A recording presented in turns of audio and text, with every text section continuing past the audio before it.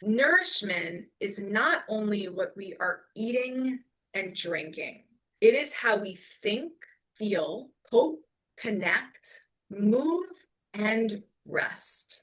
Welcome to the Classroom Narratives Healing and Education podcast, the space where education meets resilience. I'm Dr. Joey Weisler, and in each episode, we dive deep into the personal stories of educators, students, leaders, and frontline advocates who are navigating the complexities within modern education. Whether you're just starting your teaching journey or are a seasoned professional looking for inspiration, we'll explore how to foster meaningful change, prevent burnout, and build trauma-informed communities within our schools. Now, let's take a seat at the front of the classroom as we get started. Welcome back to the Classroom Narratives Healing and Education podcast, the space where education meets resilience. Today's guest is Lauren Dorman, a registered dietitian, nutrition therapist, speaker, and founder of Don't Diet Dietitian and School's Master Food and Mood Program. For over 20 years, Lauren has worked with children, adolescents, and adults who are navigating body image challenges, emotional eating, food anxiety, self-esteem, and the overwhelming amount of nutrition misinformation that surrounds us every day. She's also a certified diabetes educator and regularly partners with schools, educators, families, and organizations to help create healthier relationships with food, body, and the mind. What stood out to me about Lauren's work is that she doesn't approach nutrition as simply a matter of calories and meal plans and even willpower. Instead, what she does is that she explores the deeper emotional and psychological and educational forces that shape how we see ourselves and how we care for ourselves. And in the culture filled with pressure, comparison, and constant messaging about appearance, her work works to ask the powerful question of what if health begins with self-compassion rather than self-criticism? Lauren, we're delighted to have you with us today. Welcome to the Thank you podcast. so much for having me. I appreciate it. So let's start from the beginning, where you spent several years doing exactly what you were trained to do as a registered dietitian. And by the time this podcast airs, we'll have also heard from Winston Meekley, who is also in the realm of healthcare and nursing. And what Winston says is that many of these programs talk to us about compliance and things we should do correctly to check those boxes in order to get the job done. And most of these types of programs come from a very job-centered mindset, less than the patient-centered mindset, and emphasizing that point of care. So you went on the standard path of trying to get people healthy, having them lose weight, managing diabetes, regulating glucose. And at the same time, you also mentioned that you weren't really taught on how to focus on the mindset of the mental health of that patient. And you experienced a personal loss in your own life as well with your niece. And that also helped you pivot the mindset as to caring for the whole person, right? In trying to get them healthy. So after these events had occurred, what were some things that you were starting to see in your own work that your training hadn't really prepared you to understand? Yeah, so I'm going to take you back to when I was 11 years old, and you could find an entry in my diary that says, I want to help people be healthy and feel good. I want to be a dietitian. Pretty surprising at 11 years old that I Yeah. knew what I would do, and I didn't know exactly what a dietitian was. However, the loss of my grandmother at that time, I was around 8 or 9, from a heart attack, a sudden heart attack, and realizing that how could she be here one day and be gone the next sparked my curiosity, even at that young age, into the world of health and fitness and nutrition. Reading we didn't have social media in the 90s, so I was reading the magazines, and I was so interested in cooking and baking with my mom. And I knew I wanted to go to school to be a dietitian and to help people. So I went to Penn State and graduated with my master's in nutrition. And I moved on and I worked at a hospital called Monmouth Medical Center in Long Branch, New Jersey. And I was on this standard path of helping a lot of people, families and children, helping people with diabetes. And it would say it was good. It was surface level. Patients at that time progressed a little bit. I just didn't think there were major transformations or major shifts in people's lives when you teach surface level. But that's all that we had the tools for back then. Was I would say it was more about the plate and not beyond the plate, not the mental health aspects or the thinking. What is the person actually thinking or having emotions about? I wasn't asking the right questions, to be honest. And In 2018, the phone calls started to come in for more eating disorders and disordered eating and body image struggles. And you can imagine that kind of lines up with the increase in social media and how many people started to compare their lives and their bodies and their self-worth and their meal plans to more people than we could ever imagine, right? So around the same time is when my beautiful niece Lily was diagnosed with neuroblastoma cancer. And it really got me thinking, I want to go beyond helping people with just the basic nutrition. I really want to help people who really, really are struggling. I want to sit with more difficult feelings and emotions, and I really want to support. So when I think back to 2018, there were a few teenagers that I worked with that did tremendously well with my support, but they were the ones who wanted to learn, right? They wanted to get better. And I always say we work together as a team. And the connection that I have with them is really what creates the success in their lives. I think before 2018, I connected with my patient, but I might not have known their dog or their cat's name or their sister's Mm-hmm. name or, that deep connection that now I'm actually guiding dietitians to through the process of my Nine to Nourished experience and my book. I'm guiding them towards learning those skills that it could spill onto other patients and clients. Yeah. And so when you began to work towards that mindset, you started to focus on the strong student shift acronym. And you started to ask the question, what if students could become the CEO of their own brains and their own bodies? So looking at how that practice has come to be, what is the strong acronym and how do we work with it? Yeah.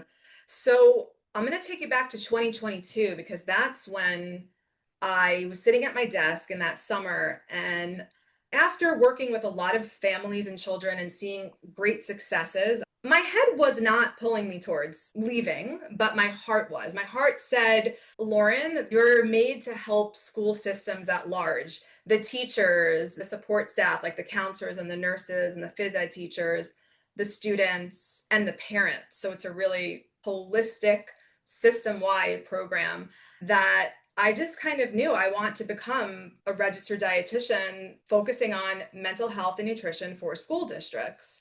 And I resigned November of 2022. And I started to design pieces of the Strong Student Shift. I'm going to walk you through how I support students. The strong experience is for fifth grade to 12th grade. It also could be for college students as well. But there's also programs that I can provide, and I have someone else providing for K through 4 as well. So S stands for see your future vision. A lot of even adults, but children don't have that clarity, that crystal clear, what is important to me, that GPS guiding them, right? Like I like to say, if we got into a car and the windshield wipers were broken and it was a really stormy, rainy day, would we get far? Would we leave the house? Probably not. So, having that clear vision of your future self is actually more important than any strategy out there, and it precedes success. So, students are 43% more likely to actually work on their practice, their habit, their practice, their routine, whatever is important to them, because they're deciding. They feel self led, they have choice, they have curiosity, they have creativity, they have courage to go against the trends. So they're answering these three questions. What would they love for their health and well being? Maybe it's a better sleep routine, right? I've heard from lots of kids who want better sleep. Maybe it's hydration. Maybe they don't drink enough water. Maybe it's nourishing throughout the day or adding in some more nutrient dense foods. Maybe it's movement. Maybe it's coping. So they're deciding that. And then they're deciding why is it important to achieve?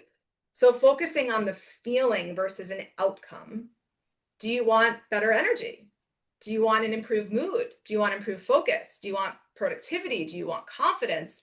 Do you want better relationships? So if our practice does not emotionally move us, our brain won't physically move us. So that's the importance of S for see your future vision. Then moving on, we're going to T. We're going to think about the truths versus the trends. And this is a lot of social media literacy. I like to use race is recognize, analyze, challenge, and then feel empowered. Because there's a lot of harm out there in the wellness and diet culture influencers. I'm actually against a lot of influencers that, they're up against registered dietitians, but we're the credentialed experts. So Mhm. you would never go to a dentist if you had an eye doctor appointment. Similarly, most of these wellness influencers are not credentialed. There was a study done that 2% of TikTok information, reels and posts compared to national standards and guidelines were actually true. Only 2%. 2%. Wow. So if 98% of what's out there is not the truth, I always say our youth deserve the truth. And they deserve to understand how to disrupt that influence and how to check into themselves and ask themselves, how is this post making me feel? Who is profiting from it? Is this wellness influencer message supporting my mind and body? So there's a lot of self reflection on that. R is respect your body. And this is huge because 77% of it is studied adolescents dislike their body. I mean, think about that. That's a high number. The studies are anywhere from 50 to 77, right? Both boys and girls. So when we walk around in a world, our body's our vessel, our home. And if we don't like it, we actually don't take care of it. Mhm. We don't fuel it correctly. We don't move it well. Body image is a big struggle for a lot of students, more than at any point in history. They're comparing themselves to so many bodies out there, and it's not helping them. So instead, having them think about, what do I respect and appreciate about my body? What has my body allowed me to do today? What is one thing I can do to thank my body, right? It's getting them to really see their bodies in a new light. And the research shows that this actually helps them to take care of their health behaviors. So there's this idea of a perfect body, right? That we should all attain, and it's not true. Moving on to O is overcome obstacles. And that's when I talk about dose, which is dopamine, oxytocin, serotonin, and endorphins, which is our natural feel good hormones. So the students get to understand that they can access their built in formula for mood, motivation, and momentum. And they really love that part. The N is for nourish rather than restrict. And we're building really powerful snack and lunch plates that give them energy, brain power, strength, and color. So it's a very flexible way of eating. There's many students eating with fear, not flexibility, or they're eating with guilt, not curiosity, or they're eating with rigid rules and not self-trust. So my mission is that they now feel confident and comfortable to build these plates that they understand will correlate to better energy, focus, mood, and strength. And recognize, how do I feel after I eat that plate? How do I perform? How is my academics? And G is grow your mindset to achieve your goals, because what we repeat, we become. And if we're living in a fixed mindset and not in a mindset where we can tell ourselves, I'm capable, this is possible, I can try again, I'm failing forward, right? It's better to fail at our future self than it is to succeed at as our present self. So we're really growing that mindset, and I would say like strengthening their muscles of their mind. And that takes time, right? And then at the end, the students get to choose the one micro action, habit, or practice that they feel inspired to take action on. And the results have been really great outcomes from the students who have been through the experience. I love that idea of failing forward. And when we look at the strong acronym holistically, a few things that really stand out to me is how we respect the body, and there's a lot of comparison, and the body really is that vessel or that home. It's like when we drive through different neighborhoods, we're like, oh, that person's house looks like X, Y, and Z, and we start to compare our homes more. I actually tell a lot of students that we don't have to love every part of our body, but we can lovingly take care of Exactly. our bodies. We can be kind and respect, nourish and hydrate, and almost like a garden or a plant that you're taking care of, right? But culture will teach us you have to fixate and obsess, and there's rules, and that's all far from the truth. Mhm. There's a better way, a more simple way that you can prioritize your health and well-being that has nothing to do with loving your body every day.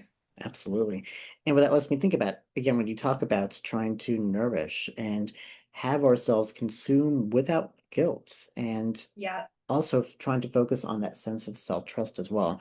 There are so many narratives in our everyday choices that we choose to then turn to quick fixes as a way to resolve. Mhm. So, what are some of the most common stories that students are either feeling or tell themselves, and what are Mhm. students doing with that information when they make decisions for themselves?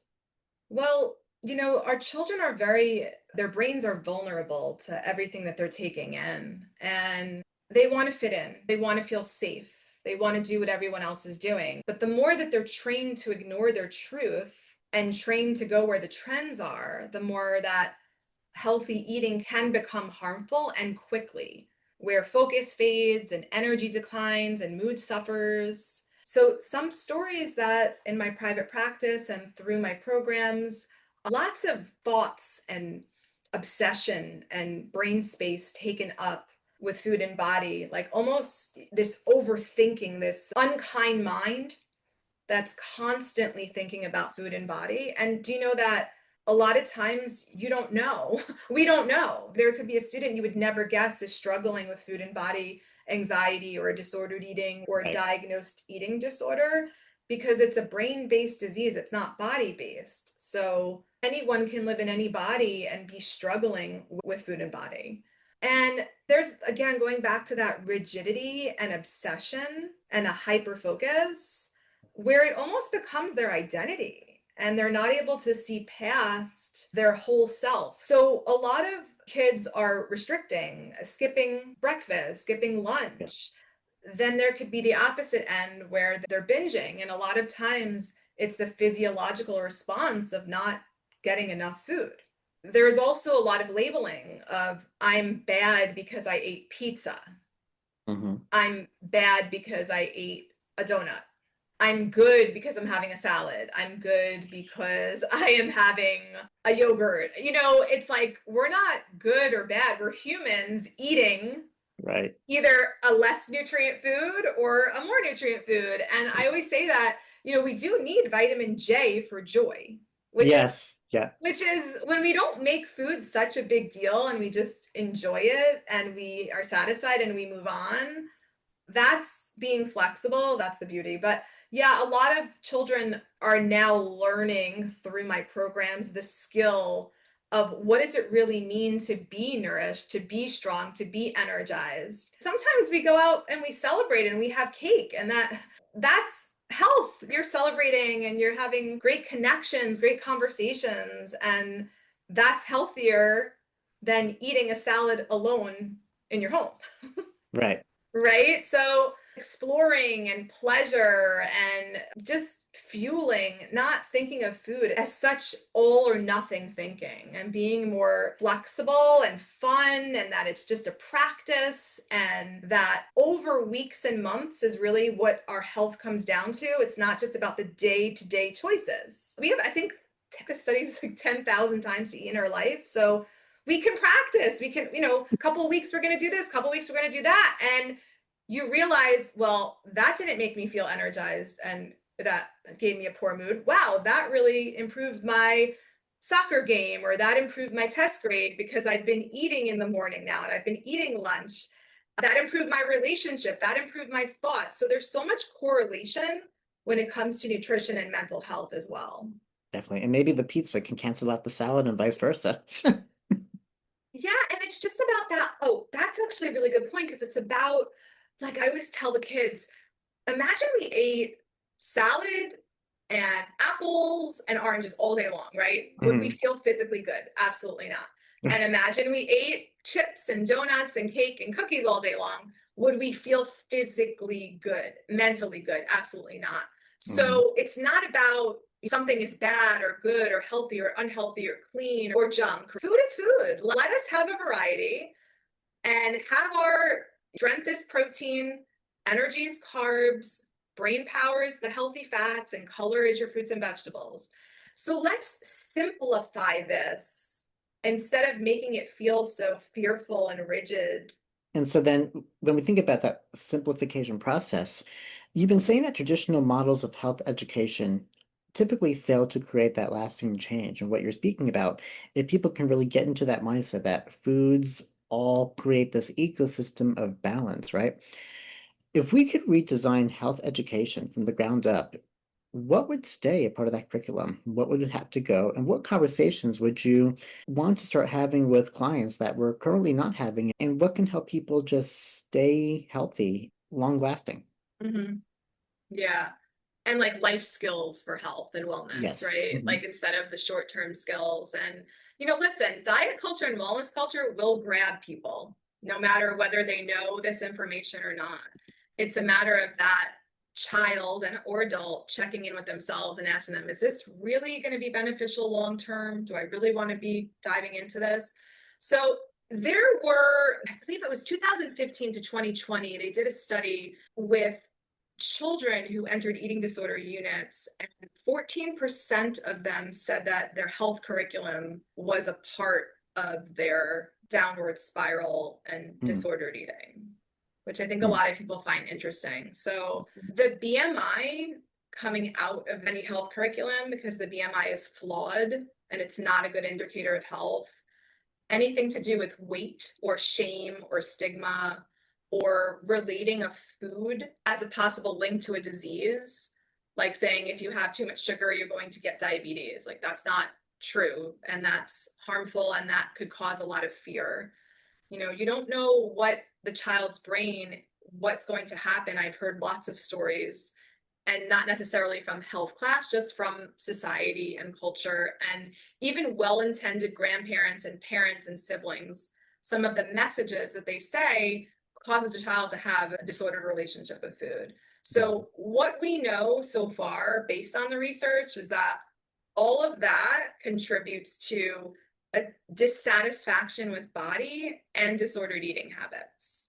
So, in order to revamp the entire curriculum, right, we're going to need lessons that are supportive, shame free, weight free, that are really focusing on health behaviors and habits over body size and appearance, and daily practices, foundations, fundamentals, things that children can feel capable of doing. A lot of children are overwhelmed. They think they need to do 5 things a day in order to improve their health, and it might only just be 1 or 2 things that they have to do.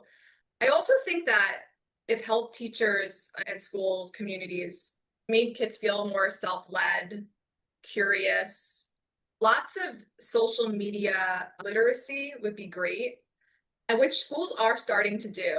Learning the truth in a trendy world, learning how yeah. to disrupt the influence of diet culture on our youth. I definitely love how the strong acronym is being implemented throughout schools to help students change their outlook and adjust their habits as well. And you've Yes. said that many times when working with different patients and clients, that they start to feel validated through the process of that mind shift, if you will. So, what are some of the changes that you've seen in terms of Yeah. habits that you've either recognized from clients or are most proud of when they begin working with those Yeah. processes? Well, I'm really proud to share that there was a senior talk that I did for 360 seniors at a school here in New Jersey, and 128 replied to the Google feedback form 3 months after the completion of the program, which I was like, wow, I was really proud of those students. So, from that feedback, there was a significant improvement in energy, focus, mood, and productivity. And the most important habit that they wanted to work on was sleep. It wasn't nutrition, it was sleep, Hmm. followed by hydration, followed by eating regularly and nourishing. It really is wonderful to see the results. We need cutting edge neuroscience based curriculum to support our students and having them create lives that they design from the inside out. In my one-on-one practices, I see so many of my young clients believing in themselves more, which I think is such an important skill because all behaviors and actions are belief driven. So if we're not working on the belief in themselves of I'm capable, I can prioritize, this is important to me, that emotional connection to their why, they are having the same kind of outcomes, right? The energy, the mood, the focus, and they're just feeling proud of themselves because for once in their lives, they're able to follow through regularly and consistently because it's not as hard. It's more foundational, fundamental. We're not saying leave my office and here's 5 things to do because an overwhelmed Right. brain walks away from action and walks towards inaction. I always tell them that. So we want your brain to take action on a small, simple shift that's going to make you feel really great. And it's wonderful to see these outcomes. And that's why it shouldn't only be about one on one clients. That's why I'm out there educating at large and Hmm. speaking at large. Yeah. And then it seems like it could be obvious, but I'll ask it anyway as if it's not. So when it comes to diet and sleep, what's the interconnection there? So with less sleep, you can't really access your prefrontal cortex as well, Hmm. which is the decision making part of your Yeah. brain, to check in and to make as many helpful and supportive decisions and habits and behaviors because you might wake up on a battery of 5% Hmm. versus waking up on a battery of 70, 80%. Yeah. Our brains are really here to keep us safe and comfortable and familiar, and not to go out of the comfort zone. But the more quality sleep we have, the better that we're able to pause, notice, and decide differently based on the see your future vision. That Got is it. the top of the essential skill for the roadmap. So it could also help with decision making with what we consume, and then likewise, what we consume can affect how we sleep. So it seems like there's an interconnection with that cycle there. Mhm. Does that sound accurate? Yes. Also, if you're not eating enough, you might not be able to sleep well throughout the day. Our Mm, bodies need enough energy regularly throughout the day in order to get quality sleep. mm. See, that feels counterintuitive, but I see where that's going. It's like if you Yeah. don't have enough energy, you'll probably sleep better because you have nothing to start with. But I can see how you have to give it your best shot during the day in order to Yeah. recover during And the and listen, nothing is perfection, right? Like if someone's like, "Oh, I need my quality sleep and I'm going to get on the sleep routine," and I mean, maybe for 5% of the population that could work, but for most people, we need to be a little bit more flexible in terms of you're doing 10% better than you used to. yeah. You got 2 nights of quality sleep, maybe not 7, and then maybe a couple other weeks go by, you're getting 3 or 4 quality nights of sleep. So that small, tiny, gradual shifts of improvement, I always say we go slower to go further Yes. instead of stopping and starting and stopping and starting and feeling a sense of shame or a sense of, you're not able to see the possibility because you're in a place of, well, I tried and I can't do it. I mean, Hmm. that's that fixed mindset again. So we're teaching them Exactly. lots of growth mindset skills. So real quick, I also wanted to talk about drug therapy. And when I was planning the segment, I was speaking with my family because they're always interested in who I have on my show.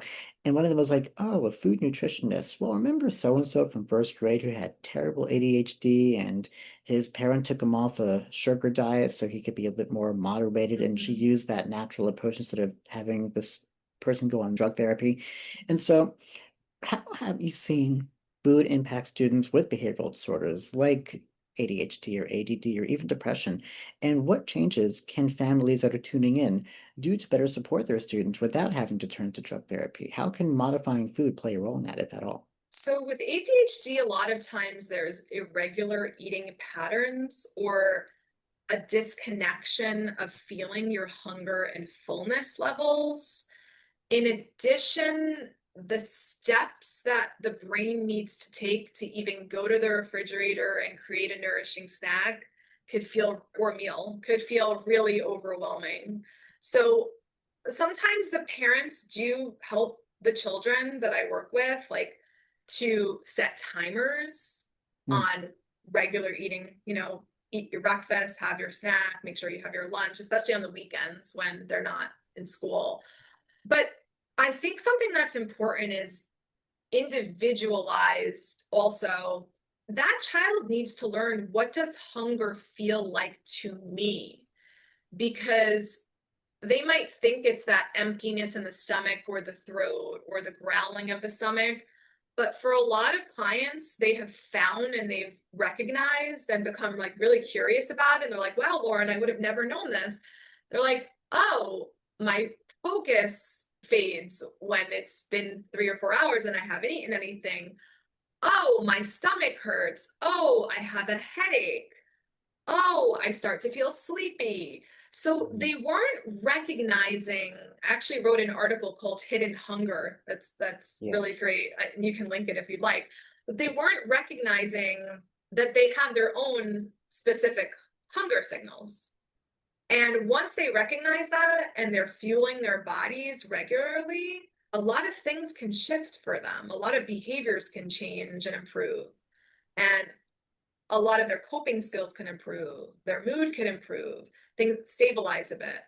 Now, taking sugar away for most children, even adults, could be a difficult thing. And sugar, a lot of times, helps them to regulate, actually. Certain sugary foods really does help their brain feel calmer in the moment. So, I personally have never taken sugar away from anybody with ADHD or OCD, or because it typically makes the desire for that sugar even stronger. Mm. So if Mhm. they're allowed permission to have it, they might be having it in different ways. They might be having, let's say, cookies with apple slices and peanut butter. Or let's say they like gummies or something like that, right? Mhm. And they're having it now with almonds and with yogurt. So the way that they're having it on the plate, the balance of the macronutrients supports them differently. Is that interesting to you to learn? Like it's the combination sometimes Yeah. and not having it alone? Yeah, because as you're mentioning that, a lot of foods really exist within this ecosystem of balance with each other. Yeah. So I have, you can link it, everyone who's listening could have access to my power snack plate. And Yes. that skill has helped a lot of children that some of them need the drug therapy, right? But some of them have been able to get off it with regular eating patterns, more variety, more supportive brain nutrition foods, with their self talk. And of course, when we have that self-talk, that changes the mentality of shame, the narratives we tell ourselves into one that can help us feel more sustained in the houses or the bodies that we both build and sustain as well. Yeah, I always say, like, there's a great book by Ethan Cross, and he talks about distanced self talk.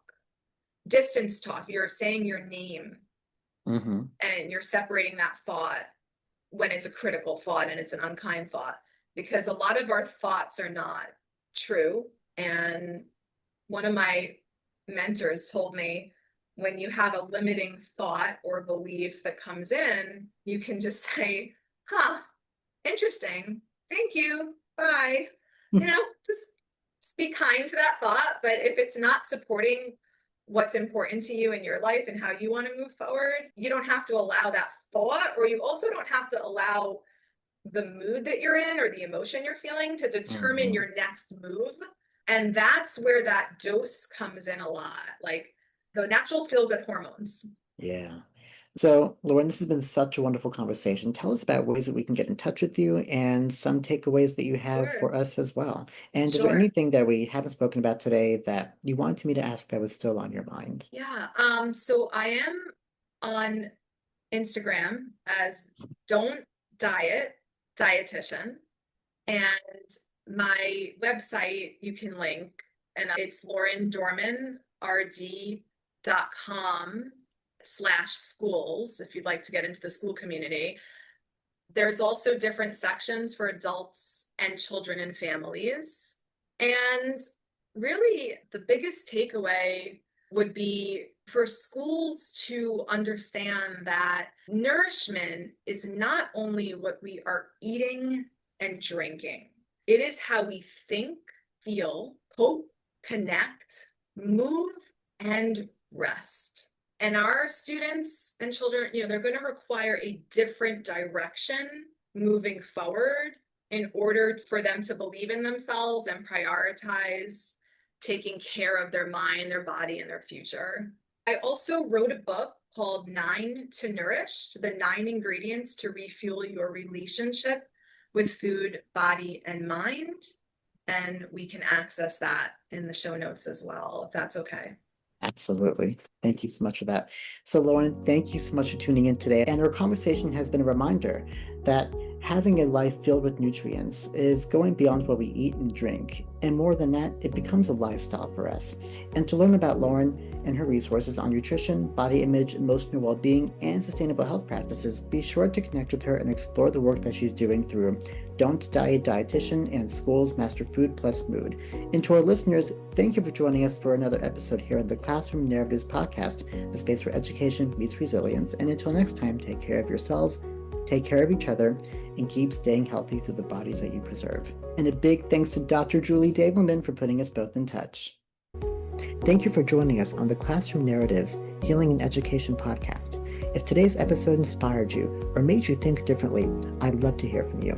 Drop a comment or review wherever you listen to podcasts, and stay connected with us on the @Classroom Narratives podcast over Instagram and Facebook. Remember, together we can transform our scars into stars in education, one conversation at a time.